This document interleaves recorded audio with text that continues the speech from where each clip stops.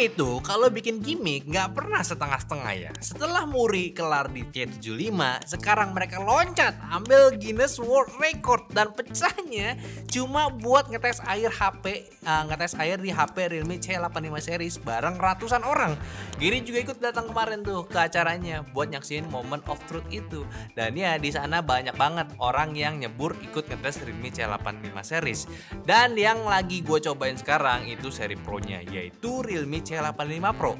Di boxnya dia tuh bangga banget lah nulis angka IP69 Pro. Udah nggak main IP68, IP69 lagi. Nah, IP69 Pro ini diklaim sama Realme punya proteksi tahan air tertinggi yang kalau pengetesannya katanya itu bisa direndam di dalam air dalam kedalaman setengah meter selama 60 hari dan bisa bertahan 30 menit di kedalaman 6 meter. Gokil ya. Dan Realme juga ngeklaim kalau HP ini bisa bertahan dari 36 cairan. Gua nggak tahu cairannya apa aja, tapi yang pasti cairan yang biasa kita lihat sehari-hari. Maksudnya minyak, minuman, mungkin sabun juga, ya begitulah ya. Plus tahan suhunya itu di antara 0 sampai 100 derajat Celcius. Jadi simpelnya ya, IP69 Pro ini adalah kumpulan dari IP66, IP68, IP69 sama IP69K. Yes ya, gua kira kalau udah IP69 itu udah cakup semuanya, tapi kabarnya nggak semuanya begitu. Dan surprisingly bukan cuma gimmick karena HP ini emang dibuat untuk tahan banting. Realme C85 Pro udah tersertifikasi military grade shock resistance, jadi jatuh-jatuh tipis nggak akan bikin lo sesak napas setelahnya. So kombinasi IP rating tinggi, sertifikasi militer ini bikin gua ngerti kenapa mereka pede ngumpulin ratusan orang buat nyemplungin handphone bareng-bareng. Soalnya kalau dilihat dari aspeknya ini aja, kayaknya nih handphone lebih tahan banting daripada mental usernya sendiri. Tapi ya lagi ya, jangan lupa durability-nya ini bisa aja menurun akibat pemakaian normal dari waktu ke waktu. Dan Realme sendiri bilang kalau kerusakan akibat peredaman cairan itu tidak ditanggung sama garansi. Dan satu hal lagi nih, jangan sampai nih HP nyemplung ke air laut. Soalnya semua barang elektronik ya udah pasti bakalan rusak kalau kena cairan korosif kayak air laut. Jadi kata gue mah ya nggak usah banyak gaya, pakai HP ya sewajarnya aja. Karena IP rating ini sifatnya itu cuma menjadi penjamin aja kalau HP ini beneran bisa tahan di kondisi tertentu. Nah, soal handphonenya sendiri nih, sebenarnya fitur utamanya udah habis sih gue bahas barusan. Durability di harga 3 jutaan kecil. Buat desainnya, bodinya kotak, finishing glossy kinclong ya, dan modul kameranya gede ala-ala flagship wannabe. Ini tuh ya template-nya aman lah ya HP entry level zaman sekarang. Bukan berarti jelek, tapi lebih ke familiar ya dari segi kita sekali lihat lah. Tapi yang pasti bakal langsung terbesit di pikiran kita, oh desainnya mirip ini nih. Tapi paling enggak ya build-nya udah solid, dan karena tadi udah ada sertifikasi militer juga, kesan keseluruhannya desainnya itu jadi condong ke fungsional daripada niat tampil mewah. Untuk feel in hand ini sendiri dengan bobot sekitar 205 gram, handphone ini kerasa cukup gede dan sedikit berat di tangan. Bukan yang bulky banget, tapi emang bukan yang enteng aja. Bagian pinggirannya yang flat bikin gripnya stabil, dan overall sih ya masih nyaman dipakai harian, scrolling, chat, atau nonton itu udah aman lah. Tapi yang jelas handphone ini bukan HP yang kerasa ringan ataupun compact ya. Dan jelas juga dengan desain seperti ini gue masih bisa ngewajarin juga, soalnya handphone ini ngebawa baterai yang super badak, yaitu di 7000 mAh. Dengan kapasitas segede itu, mau nggak mau bodinya jadi agak berisik. Tapi efek samping baiknya, daya tahan baterainya itu gila banget. Gue yakin 2 hari nggak dicas, buat pemakaian sehari-hari nih handphone bakal tetap aman baterainya. Klaimnya Realme sih ya, dia ngejamin baterai health-nya pun bakal tetap di atas 80% selama 6 tahun pemakaian. Dalam asumsi, lo ngecas handphone ini maksimal sehari itu cuma sekali. Dan memang kalau punya baterai yang gede, itu pasti PR-nya ada di proses pengecasannya. Yang dimana charger bawaannya sendiri emang dapat fast charging di 45 watt. Tapi tetap aja buat menuhin dari 0 sampai 100 itu pasti bakal butuh makan waktu yang lumayan. Ya 1 jam lah mungkin ada. Untungnya sih ya, di skenario real lo bisa tinggalin handphone yang ngecas sebelum lo tidur. Sama juga ada fitur yang namanya bypass charging. Jadi Jadi lu udah nggak perlu khawatir lagi baterainya bakal bocor kalau lu pakai sambil main game tipis-tipis. Dan yang bikin menariknya lagi, ini handphone bisa lu jadiin power bank juga. Soalnya dia juga udah mendukung fitur reverse charging. Jadi makin nggak worth lagi lah, itulah yang namanya power bank buat dibeli. HP ini juga pakai panel AMOLED 6,74 inci dan ini udah enak banget buat dipakai harian.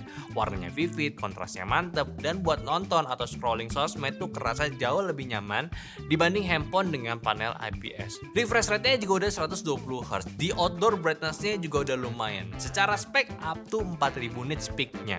So lumayan lah untuk layarnya ini memang. Sudah cukup nyaman digunakan dalam ataupun di luar ruangan. Kalau mesinnya lagi-lagi untuk pilihan entry Snapdragon 685 dipakai buat HP ini. Bukannya gue berniat untuk ngejelek-jelekin, tapi chipsetnya ini ya menurut gue udah terlalu overuse sekarang. Tapi ya untuk di kelasnya ini chipsetnya memang terkenal stabil, irit daya, dan jarang banget ada drama suhu naik turun gak jelas. Jadi kayaknya memang ini chipset udah jadi pilihan semua handphone lah kalau memang dia nggak jualan performance. Lagi-lagi Snapdragon mode cari uang sih, jual barang lama terus ya. Buat kebutuhan harian jelas aman banget. Scroll sosmed, chat, browsing, sampai multitasking ringan pun semuanya lancar. Kelihatan dari hasil performance benchmark yang gua tampilin di slide-slide ini, si Snapdragon 685 itu selalu aja gak mengecewakan buat di levelnya. Main game populer juga masih bisa asalkan jangan berharap setting grafik tinggi. Namanya juga chipset entry level yang lama gitu ya, bukan yang haus sama performance. Tapi anehnya Realme ini cukup mindful loh, masih nyelipin sistem pendinginan yang niat, yaitu vapor chamber seluas 5300 mm persegi. Harusnya sih nggak pakai juga nggak apa-apa.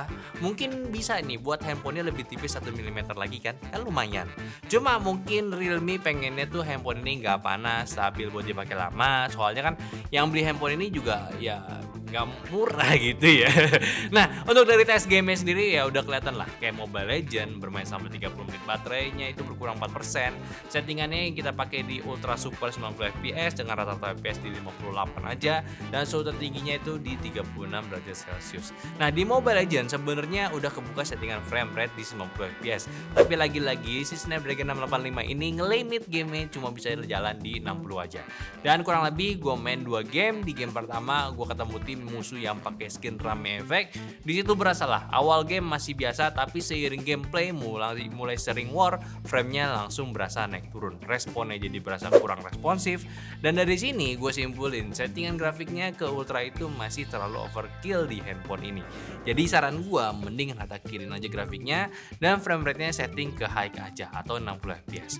Lalu game PUBG Mobile bermain selama 30 menit, baterainya berkurang 5%, dan settingan yang kita gunakan itu super smooth extreme 60 fps dengan suhu tertingginya di 35 dan rata-rata fps-nya 48. Nah buat di game PUBG ini gue setting ke super smooth karena lumayan bisa kebuka sampai settingan ekstrim, dibandingkan gue kasih grafiknya ke smooth aja yang cuma dapat di frame rate 40 fps doang.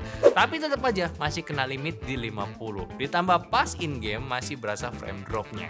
Tapi menurut gue ini udah lumayan lah buat di kelas ya, sekedar ngisi waktu ya, waktu-waktu luang masih bisa enjoy lah. Lalu game selanjutnya itu Garena Delta Force ya, bermain selama 30 menit, baterai berkurang 5%, dengan settingan yang kita gunakan itu smooth high 40 fps dengan rata-rata fps yang kita dapat 38 dan suhu tertingginya itu 35 derajat Celcius. Nah di Garena Delta Force performance-nya masih mirip-mirip kayak PUBG tadi. FPS-nya nongkrong di kisaran 38 dari limitnya 40. Jadi kadang kerasa mau stabil tapi tetap aja ada drop kecil di momen rame. Tapi konsumsi dayanya ini irit ya. Suhunya adem banget 35 dan 34 derajat dan baterainya berkurang 5% aja selama 30 menit. Ya, kayak buat main sekedar aja gitu yang santai, ya ini sama-sama dua enjoyable.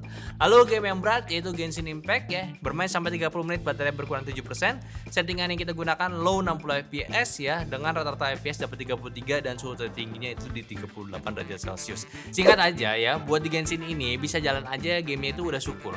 Gak bisa terlalu banyak berharap kalau gamenya ini bisa berjalan mulus. Dari segi konsumsi daya dan suhu ini juga terbilang lumayan terjaga. Gue masih setengah jam aja suhunya masih belum nyentuh 40-an. Dan kalau diestimasi kasarnya sih ya, dari hasil tes ini lu bisa main game Genshin kurang lebih 7 jam dari baterainya 100% sampai sisa ke 2%-an.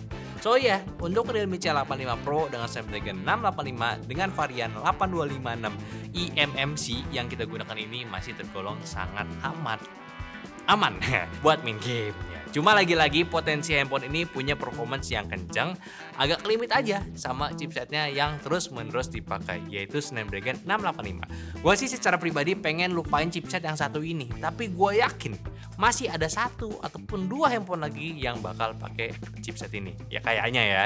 Nah, untuk speakernya masih mono ya, emang agak disayangkan sih, bahkan dikasih volume booster sampai 400%. Ini sih ya, kalau gue bisa pilih mending budget buat vapor chamber itu tadi buat dijadiin speaker stereo aja nggak sih? Kayak nanggung banget gitu. Sekarang itu masih pakai mono speaker. Kalau OS Realme ya masih gunain Realme UI 6 ya, yang masih terasa cukup fresh, malah sedikit dibedain juga dengan tampilan barunya yaitu pakai fluid glass. Mungkin Vive-nya itu ya liquid glass-nya ala Apple, tapi dibikin jadi versi Realme-nya. Terus soal fitur ada AI-nya kayak bawaan Realme ataupun Google-nya juga ada. Dan satu yang menurut gue agak lucu sih, yaitu AI Outdoor Mode. Begitu aktif, brightness layarnya di boost, volumenya ditinggiin, dan sinyalnya juga dimaksimalin. Jadi lebih enak dipakai di kondisi outdoor yang terik tanpa harus ngulik manualan lagi. Kayak bingung kepakainya kapan ya, pas dipakai lumayan juga. Untuk kamera ya agak disayangkan, karena udah ada sebutan Pro, tapi untuk konfigurasinya masih satu kamera aja. Gua harap tadinya ada ultrawide, jadi kalau buat foto-foto nggak cuma kamera utamanya aja yang kepake, tapi ya jadinya ketika lu buka aplikasi foto cuma ada zoom 1 kali dan 2 kali digitalnya aja nih. Untuk hasil sih sebenarnya udah standar yang oke. Gue foto di ruangan kurang cahaya, ISP-nya ini bisa ngeberesin foto gue dengan baik. Gak cuma kasih noise doang kayak rata-rata HP 2-3 jutaan. Yang jadinya kalau lu gunain untuk foto-foto laporan di kondisi cahaya yang kurang oke, masih bisa dimanfaatin.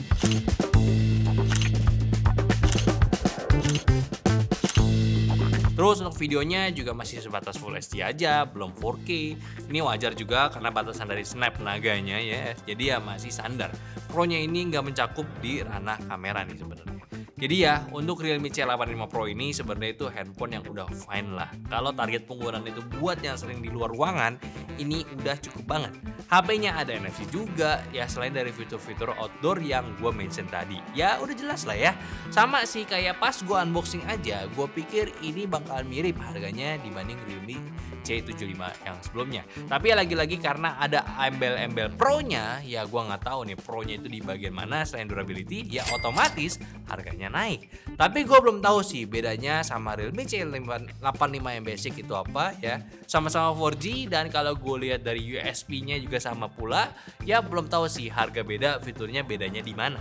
Kurangnya handphone ini ya, walaupun udah di varian Pro, gue rasa Pro-nya ini hanya bermain di fitur untuk luar ruangan aja atau durabilitasnya aja. Gue pikir tadinya akan ada ekstra fitur seperti bagian kameranya, karena ya yang mudahin beda antara varian basic dan Pro itu biasanya kan ada di kamera juga. Sama kekurangannya itu di bagian chipsetnya sih, lagi-lagi Snapdragon 685 gitu kayak. Jadi best optionnya HP entry to mid saat ini 4G yang stabil, tapi ya karena udah kebanyakan dan bukan chipset baru, jadi kurang puas sih sebenarnya. Sama tambahan juga nih, kayak si 685 masih memungkinkan lu bisa pakai UFS dan eMMC. Nah ini eMMC. Sisanya sih aman dari desainnya, walaupun standar punya varian yang cukup familiar ya ketika dilihat. Tapi untuk penggunaan sehari-hari bukan jadi HP yang dangdut juga, masih aman buat dipakai. Lagi-lagi handphone ini bisa lo beli dan lo manfaatin smooth OS si Realme UI, karena lo tahu Realme UI 6 itu bisa dibilang OS yang smooth, bahkan dipakai chipset entry level pula. Jadi kalau lo mau cari yang aman, khususnya dipakai buat di luar ruangan dengan segudang fitur outdoor yang oke, bisa dipilih. Apalagi kalau lo dapat promo gede buat handphone ini, gue sih gas ya rekomendasiin. Tinggal consider aja butuh storage yang mana. Dua-duanya eMMC sih. Ya mungkin itu aja lah untuk pembahasan Realme C85 Pro kali ini. Silakan aja kita diskusiin ya. Gue nggak mau dengar lo komplain soal Realme ya. Seenggaknya lo kasih masukan yang bener lah gitu buat Realme. Siapa tahu didengar sama warga Realme, warga internalnya ya. Biar kita bisa mendapatkan Realme yang terbaik gitu ya. Tapi ya seperti biasa, kalau kalian mau langsung beli, cek aja di bawah di deskripsi ataupun YouTube Shopping karena udah kasih link yang terbaik buat kalian juga. Dan jangan lupa juga untuk follow semua sosial media kita dari Instagram, TikTok, Facebook, Discord, dan juga follow akun unboxing kita di Kongadi. Dan seperti biasa, sampai jumpa di video nyantai selanjutnya. Bye.